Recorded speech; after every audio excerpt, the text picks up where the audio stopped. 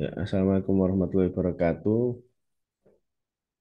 Di sini kami dari kelompok 10 dari Manajemen Teknologi dan Inovasi kelas F akan memaparkan tugas review paper terkait Handbook on Technology Commercialization Practices in APEC Economies. Kami dari kelompok 10 ada dari saya, Sarah Ramadan, dan juga sudah join di Zoom ini yaitu Pak Prasetyo Adi Purnomo. Untuk sumber dari handbook ini adalah dari APEC Policy Partnership on Science, Technology and Innovation di tahun 2018.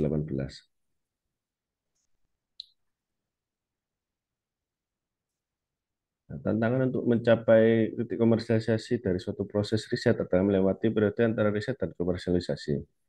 Periode ini disebut Valley of Death. Banyak riset gagal dalam melewati Valley of Death karena kekurangan sumber daya, utamanya dana maupun SDM, dan banyak risiko yang dihadapi oleh para inovator. Namun pemasaran dana adalah yang paling krusial. Dalam handbook ini akan dibahas bagaimana cara mengurangi risiko tersebut.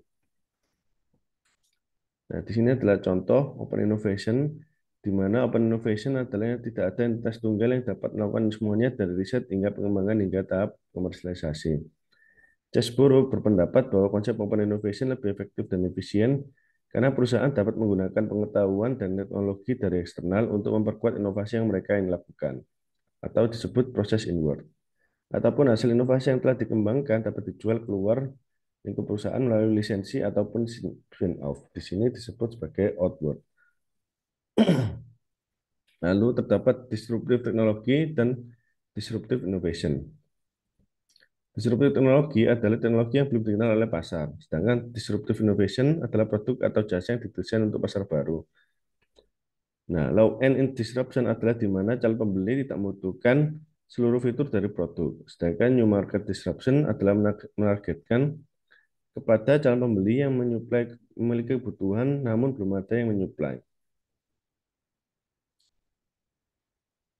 Nah, lalu konsep berikutnya adalah approach of frugal innovation. Konsep ini banyak ditemui di negara-negara berkembang. Berdasarkan pencetusnya, 6 prinsip frugal innovation adalah engage and iterate, flex your asset, create sustainable solution, shape customer behavior, co-create value with prosumer, and make innovator friend. Nah, di sini dibandingkan mengeluarkan seluruh resource untuk fungsi-fungsi yang banyak dan tidak terlalu diperlukan oleh market, maka para inovator ini akan fokus pada fungsi utamanya, sehingga memiliki efisiensi di bidang cost dan juga kompleksitas dari proyek tersebut. Cara yang lain adalah menggunakan innovation prize, di mana ajang inovasi diadakan secara besar, di mana hadiah utama diberikan kepada sang juara untuk memenuhi kriteria tertentu. Tujuan ajang ini untuk mempercepat pengembangan inovasi dengan memberikan hadiah kepada pelaku inovasi. Iming-iming hadiah akan menarik inovator untuk ikut meskipun hanya memiliki andil yang kecil dalam pengembangan inovasi. Contoh penerapan Innovation Prize adalah pengembangan kronometer di pertengahan tahun 1800-an di Eropa dan juga proyek DARPA Grand Challenge untuk pengembangan mobil otonomus. Nah, lanjut, innovation ecosystem terdiri dari sumber daya dan pelaku yang dibutuhkan dan berkontribusi kepada keberlanjutan inovasi secara ekonomi. Investor, entrepreneur, penyedia bisnis, maupun teknis dan peneliti termasuk di dalamnya. Pada level makro, terdapat 3 sektor yang perlu berkolaborasi membentuk ekosistem inovasi, yaitu biasanya sektor privat, sektor publik, dan pemerintah. Hal ini biasa disebut dengan triple helix. Research impact, dampak dari penelitian biasanya diukur oleh lembaga pendanaan dari riset. Secara garis besar, dampak penelitian dapat dibagi menjadi dua, yaitu sisi akademis dan sosial ekonomi. Dari akademis biasanya terkait dari jurnal ataupun ranking. Kalau dari sosial ekonomi adalah pendapatan, laba bersih, dan juga jumlah serapan pekerja. Nah, lalu selanjutnya, economic development seluruh pihak sepakat bahwa adopsi teknologi baru melalui komersialisasi teknologi dan inovasi dapat meningkatkan pertumbuhan ekonomi dan juga tingkat kompetitif suatu negara di kancah internasional. Menurut Bank Dunia, indikator kunci kesejahteraan dan perubahan ekonomi adalah peningkatan produktivitas, tingkat GDP, akses pendanaan, tingkat inflasi, dan tingkat pengangguran.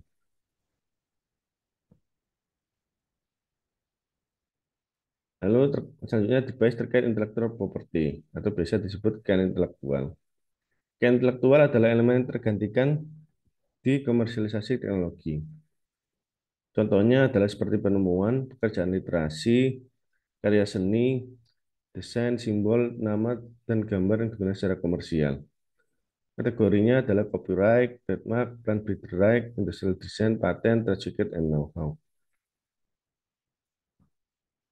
Lalu, key agencies involved with IP biasanya adalah WIPO, Forum Global di bawah naungan PBB yang menangani terkait kekayaan intelektual, lalu juga WTO yang memfasilitasi perjanjian dagang antar negara. Terdapat juga Cross-Border Convention di mana kekayaan intelektual memiliki dua sifat, menaungi secara domestik dan lintas batas untuk menjamin hak minimum untuk menegakkan kekayaan intelektual di negara-negara yang bersepakat. Kekayaan intelektual sangat penting karena merupakan aset perusahaan yang dapat dikomersialisasikan. Contohnya, untuk melegitimasi hasil inovasi adalah dengan mendaftarkan paten. Lalu proses komersialisasi teknologi bisa terjadi secara internal atau antar perusahaan. Antar perusahaan biasanya terjadi saat terjadi merger sehingga terdapat sharing teknologi antara perusahaan yang bergabung ini. Untuk internal perusahaan adalah investasi di infrastruktur baru. Biasanya diterapkan melalui teknologi terbaru. Selanjutnya, overview terkait teknologi commercialization. Komersialisasi teknologi sektor pabrik adalah proses komersialisasi teknologi yang dilakukan oleh badan yang dinilai oleh pemerintah seperti universitas, lembaga penelitian, dan lain-lain. Amerika telah menerapkan hal ini sejak lama. Contoh suksesnya adalah pengelolaan paten universitas dan penemuan insulin. Namun, hal itu menjadi efektif sejak Bayh-Dole Act tahun 1980, di mana terjadi perpindahan kepemilikan paten dari pemerintah ke lembaga riset yang melakukan inovasi.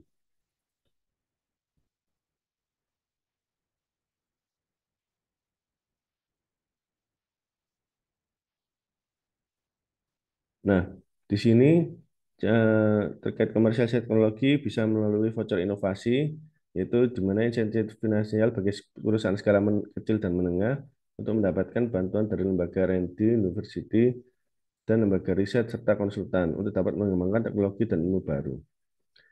Lalu teknologi extension menekankan bahwa penemuan penelitian berikutnya dan teknologi baru yang inovatif adalah hal menarik dalam kebijakan komersialisasi teknologi. Perluasan teknologi menyediakan bantuan pada sistem kualitas, lean manufacturing, efisiensi energi, pelestarian lingkungan, kesehatan, dan ketiga utamanya pada UMKM. Nah, responsible innovation adalah inovasi yang bertanggung jawab tetap berpedoman pada etika, hukum, sosial, serta lingkungan. Kesehatan dari penerapan atau permainan pengetahuan dan teknologi terbaru. Hal ini kemudian bertujuan untuk mengurangi dampak buruk dan mempromosikan pendekatan yang lebih inklusif terhadap dari penelitian dan inovasi. Teknologi yang sedang berkembang seperti kecerdasan buatan, biologi sintetik, dan nanotehnologi telah menarik perhatian pada proses inovasi yang bertanggung jawab. Inovasi yang bertanggung jawab lebih dari sekedar mematuhi hukum dan peraturan, namun melibatkan penilaian kemungkinan dari perkembangan teknologi baru ini dan potensi dampaknya ke sosial, ekonomi, dan lingkungan. Proses membawa penemuan dari sebuah ide ke pasar bisa jadi cukup menantang. Oleh karena itu, universitas dan lembaga penelitian mengoperasikan kantor yang mencangkup isu dan tantangan komersialisasi teknologi. Kantor-kantor ini biasa disebut dengan Technology Transfer Offices atau TTO. Tugas mereka adalah membantu peneliti dan dalam komersialisasi penelitian dan teknologi. Nah, tahap pertama yang dilakukan untuk komersialisasi teknologi adalah invention disclosure. Jadi, setiap universitas dan lembaga penelitian memiliki pijakan IP yang membutuhkan setiap penelitian menginformasikan inovasi yang berpotensi komersial dengan pernyataan invensi melalui TTO. Penundaan disclosure ini dapat dilakukan apabila penelitian masih dilanjutkan untuk mendapatkan manfaat yang lebih luas lagi. Lalu dilakukan asesmen terhadap invensi yang telah didisclose melalui pertanyaan pertama, seberapa kuat kekayaan intelektual dan apakah dapat dilindungi. Lalu dapatkan invensi yang didisclose dapat dikembangkan menjadi produk jasa. Jika dapat, apakah punya potensi pasar yang baik? Lalu apa tahap pengembangannya? Nah, TTO akan merekomendasikan strategi perlindungan dari setiap invensi. TTO juga memberikan saran kepada peneliti untuk memperkuat hak cipta. Lalu fitur-fitur tambahan seperti hak paten. Penyelenggaraan aplikasi paten meliputi review penyelenggaraan invensi, mengklarifikasi kebaruan, konfirmasi penemuan dengan penemu, bekerja dengan penemu untuk menciptakan klaim, lalu identifikasi paten-paten terkait. Selanjutnya terkait akan dilanjutkan oleh Pak Prasetyo. Terima kasih. Selanjutnya value proposition dari public sector teknologi commercialization ini eh, hasil dari assessment IP, staf TTO mencari peluang pasar dengan presentasi ke pihak eksternal dan menjelaskan value proposition dari teknologi yang ditawarkan. Jika teknologi diterima dengan baik dan oleh pasar, maka opsi untuk membuat perusahaan startup dapat dilakukan. Selanjutnya market research, eh, di mana dapat membentuk value proposition yang lebih baik. TTO menjalankan riset market yang lebih detail dengan report antara lain kelebihan dan kekurangan teknologi, asesmen paten, kemudian meningkatkan valuasi teknologinya, identifikasi strategi komersialisasi dan serta timeline dan biaya untuk tahap selanjutnya. Next. Selanjutnya valuation yaitu penilaian komersialisasi teknologi di mana ada 3 aspek mendasar yaitu cost, market, dan income. Untuk biaya, penilaiannya terbatas karena pendekatan ini tidak benar-benar memberi nilai di mana teknologi itu bisa dilihat hanya di masa depan. Untuk pendekatan berbasis pasar, metodenya mencakup industri norm dan standar by sektor, kemudian perbandingannya, selanjutnya ranking dan rating dari metodenya, kemudian auction ini semacam lelang atau tender, kemudian equity adalah modal. Kemudian pendekatan berbasis pendapatan meliputi aturan semacam 25% aturan, kemudian metodologi NPV, selanjutnya metodologi Monte Carlo untuk case-case yang belum bisa pasti ditentukan di masa sekarang. Next. Selanjutnya marketing, ini bisa terdiri dari buletin elektronik reguler, kemudian penggunaan media sosial, dan selanjutnya buletin eksternal baik pada investor, kontrak industri maupun alumni. Selanjutnya istilah business opportunity marketing ini berisi tentang deskripsi teknologinya yang ditawarkan, kemudian permasalahan yang diatasi oleh teknologi dan bagaimana caranya. Selanjutnya identifikasi penemuan, selanjutnya tahap perlindungan IP, selanjutnya segmen pasar yang berlaku, kemudian jenis minat yang dicari termasuk lisensi maupun kontrak industri. Selanjutnya negosiasi dan deal execution ini terkait lisensi, kemudian pembentukan perusahaan startup, selanjutnya kontrak penelitian atau konsultansi dari industri ke lembaga penelitian.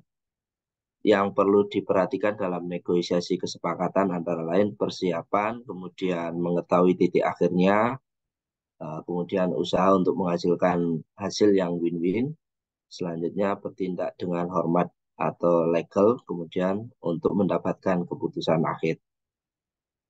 Lanjut. Selanjutnya ada licensing agreement. Licensing agreement ini adalah kontrak hukum antara pemberi license dengan penerima license-nya.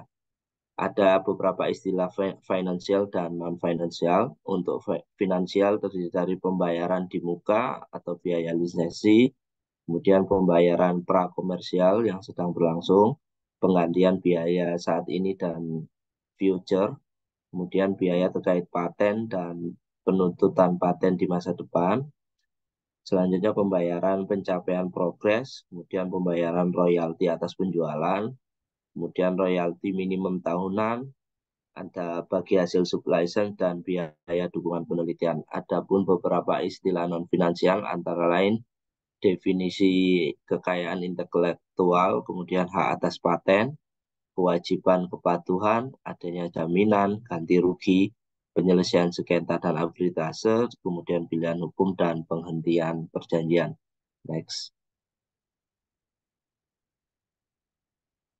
Selanjutnya adalah startup, yaitu perusahaan baru dari sisi teknologi, di mana negosiasinya berbeda, dilakukan untuk kepentingan pihak investor. Seorang investor dalam hal ini perlu menilai risiko dibandingkan dengan imbalan sebelum melanjutkan untuk negosiasi term sheet-nya.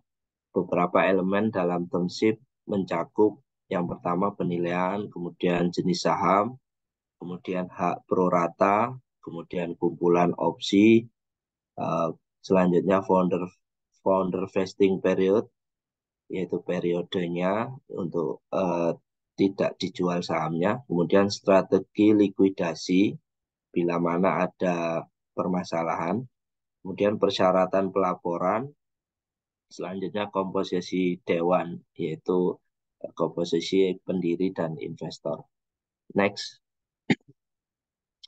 Selanjutnya yaitu Faculty and Graduate Student Startup, di mana Amerika beberapa universitas memiliki TTO yang kerjasama dengan fakultas maupun mahasiswa pasca sarjana.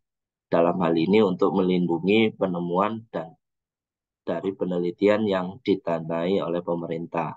Dalam beberapa case, hal inovasi mengarah pada potensi terbentuknya startup di fakultas atau mahasiswa. Seperti di gambar 6, dilalui oleh fase riset, kemudian discovery, dan company. Ini memungkinkan kerjasama antara TTO dan fakultas atau mahasiswa. Next. Selanjutnya post deal management, di mana kerjasama diawali dengan penandatangan formal dokumen. TTO memerlukan data elektronik dan sistem manajemen proyek secara efisien untuk memantau kemajuan dari kesepakatan yang ditandatangani. Beberapa item pada license TTO mencakup pengumpulan dana royalti, kemudian membagi pendapatan, tanggung jawab penuntutan paten, kemudian memastikan kewajiban dipenuhi atas laporan penelitian dari inventor, kemudian audit terhadap pemegang lisensi, selanjutnya tinjauan kinerja tahunan. Next. Poin selanjutnya adalah innovation entrepreneurship, yaitu kewirausahaan dalam kaitannya dengan teknologi komersialisasi dan beberapa metodologi seputar entrepreneurship. Akademisi diharapkan mampu mengkomersialisasi teknologi dengan mempromosikan dan membangun perusahaan startup. Perusahaan besar juga mampu menginisiasi inovasi entrepreneurship. Kemudian jika ada masalah multikultural, perlu ditangani dengan kerjasama lintas antar kewirausahaan. Yang pertama, innovation entrepreneurship dan startup. Startup ini merupakan perusahaan rintisan yang tumbuh pesat dan bernilai lebih dari 1 miliar, biasa disebut unicorn. Mendirikan perusahaan rintisan berbasis teknologi merupakan pendekatan efektif dalam komersialisasi teknologi baik di sektor swasta maupun publik. Proses bagi para penemu mengembangkan startup di dunia akademis, misalkan di Universitas Stanford, Universitas Peking, dan universitas lain, mengoperasikan departemen atau standar proses untuk startup teknologi. Next. Nah, ini tahapannya dari mulai identify sampai implementasi. Contohnya di Universitas Stanford. Selanjutnya untuk Lean Launchpad, disebut Lean Startup, mengacu pada metodologi entrepreneurship diterapkan untuk startup yang melibatkan pendirian bisnis sambil menguji dan mengembangkan modelnya berdasarkan pembelajaran dari pasar dan pelanggan. Konsep Lean Launchpad ini dikemukakan oleh Eric Rice, seorang pengusaha Amerika pada tahun 2018. Salah satu cirinya metodologi ini adalah menekankan pada rencana bisnis struktur dengan alasan rencana ini akan ketinggalan zaman gitu. Next, metode Linus Launchpad juga berarti setiap startup harus fleksibel dalam menerima kondisi, feedback dari pelanggan dan mengubah arahnya. Nah, ini perubahan itu akan disebut sebagai poros. Next, istilah selanjutnya itu Nascent Innovation Ecosystem atau Lean Startup Ecosystem Building, di mana perusahaan yang baru lahir itu terbatas kehadiran produk-produk. Kemudian diperlukan mentor pendanaan dan integrasi ke dalam klaster dan rantai nilai. Next, organize innovation entrepreneurship in large enterprise, di mana inovasi perusahaan startup, perusahaan besar mendorong karyawan untuk mengejar peluang yang tidak bergantung pada resource yang ada, yang termasuk bisnis baru dan mencari peluang baru.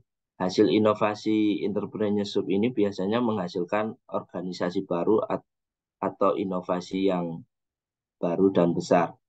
Selanjutnya untuk corporate culture dan efeknya, hambatan utama inovasi adalah perbedaan besar dalam budaya dan pemikiran perusahaan startup dan pengembang teknologi inovasi kecil jika dibandingkan dengan perusahaan besar di mana komunikasi antar departemen kurang baik.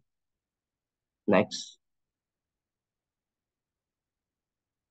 untuk pendanaan, yang pertama adanya sponsor dari pendanaan riset, yaitu bekerja sama dengan industri, memungkinkan proses komersialisasi teknologi lebih didorong oleh tarikan pasar dibandingkan dengan model teknologi sektor publik yang lebih tradisional. Kemudian pendanaan yang kedua adalah proof concept funding, di mana aturannya bagaimana dana tersebut digunakan untuk membiayai pengembangan prototipe untuk mendanai eksperimen utama memajukan teknologi agar siap pasar. Ini pembuktian konsepnya.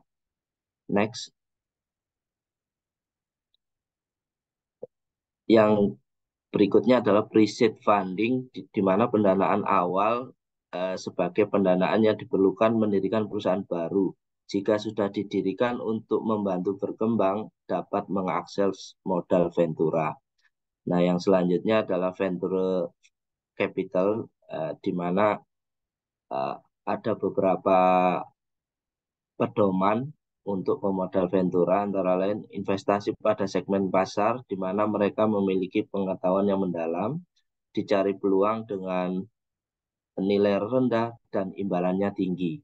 Kemudian risikonya minimal, menggunakan portfolio dan aturan investasi, kemudian selektif dan menolak usulan yang lebih banyak.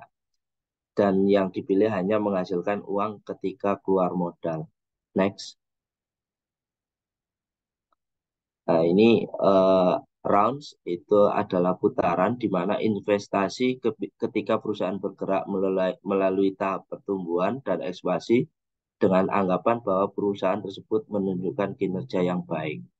Kemudian untuk corporation sebagai venture capitalist, di sini venture capital fund dan corporate venture capital fund itu berbeda. Kalau untuk venture capital fund, satu lebih investor, kemudian perusahaan manajemen general partner mendatangkan setidaknya beberapa pemahaman tentang perusahaan portofolio bisnis.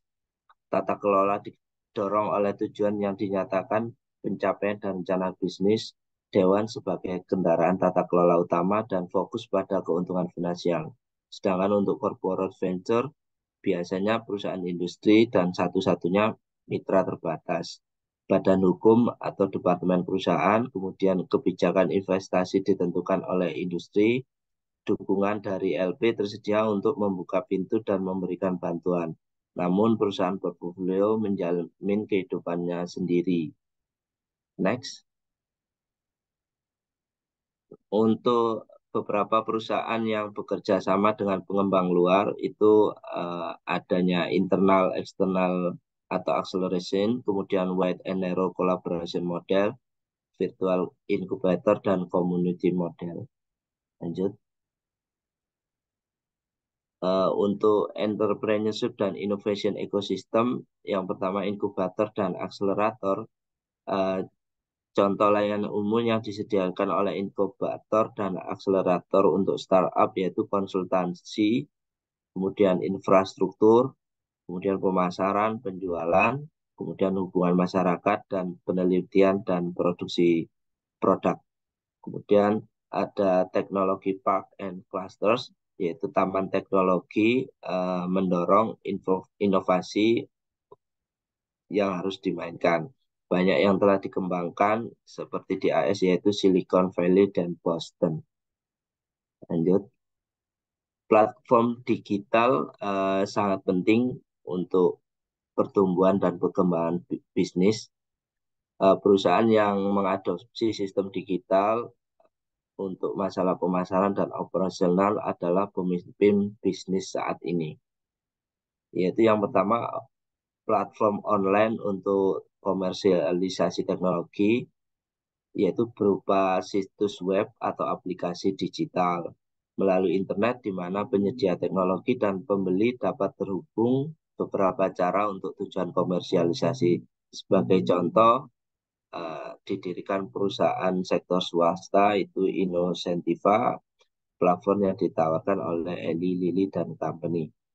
Kemudian digital divide dan connectivity, yaitu pentingnya perekonomian tentang teknologi digital dan untuk memutus kesenjangan antara kedua daerah yang maju dan kurang berkembang. Next. Next, Mas. Nah, ini sharing ekonomi, yaitu model lain yang berbasis internet. Berbagi ekonomi adalah model ekonomi yang sering diartikan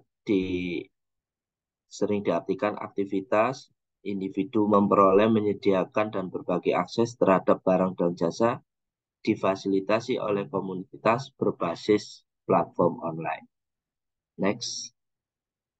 Nah, di APEC sendiri perekonomiannya saling membantu dalam adopsi teknologi baru dan memanfaatkan sumber daya komersialisasi teknologi. Adanya connectivity blueprint dan innovation cooperation. Di deklarasinya sendiri di tahun 2015 sampai 2025 adanya proses di Asia Pasifik terhubung dan terintegrasi secara komprehensif, di mana adanya pilar konektivitas regional. Konsepnya, pilar-pilar ini antara lain public-private partnership, kemudian peningkatan teknologi informasi dan komunikasi, kemudian struktural reformasi, kemudian strategi mengatasi tantangan kebijakan konektivitas, selanjutnya pendekatan lintas batas terhadap pendidikan dan pertukaran ilmu pengetahuan teknologi. Next. Ini di APEC sendiri ada praktek komersialisasi teknologi tahun 2017, ada 3 workshop dengan tema teknologi APEC komersialisasi di Shenzhen, Chengdu, dan Xi'an. Delegasi diundang terkait lembaga komersialisasi ekonomi dan memperkenalkan komersialisasi teknologi kerjasama inovasi ekonomi. Untuk selanjutnya, semakin banyak negara APEC yang melakukan eksplorasi dan memperkenalkan sistem kelembagaan komersialisasi teknologi mengarah pada diversifikasi dan tuntutan pengakuan praktik terbaik di negara maju. Next.